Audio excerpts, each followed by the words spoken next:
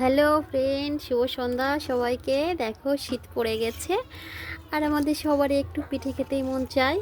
তো আজকে আমি পিঠে তৈরি করছি। তো তোমরা কে কে পিঠে খেতে ভালোবাসো? এটা আমাদের এখানে সাজের পিঠে বলে, তো তোমাদের ওখানে কি বলে জানি না। তো তো আমাদের এখানে তো সাজের পিঠেই বলে। তো তোমরা কে কে ভালোবাসো সাজের পিঠে খেতে?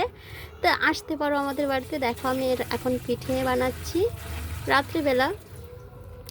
তো দেখো আমার পিঠেগুলো কেমন হয় তোমরা অবশ্যই কমেন্টে জানিও। আর যদি ভালো লাগে তাহলে চলে এসো আমাদের বাড়িতে।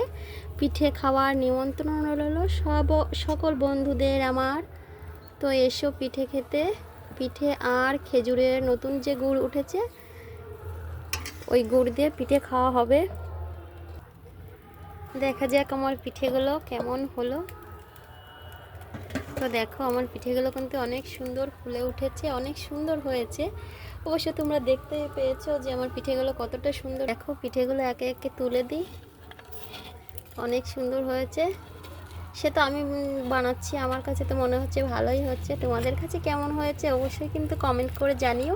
আর যদি অনেক ভালো লাগে তো সবাই চলে এসো। গুড় দিয়ে পিঠে দিয়ে খেতে অনেক মজা। তো যারা খেয়েছো তারা নিশ্চয়ই জানো শীতের সময় পিঠে খাওয়ার একটা আলাদাই মজা।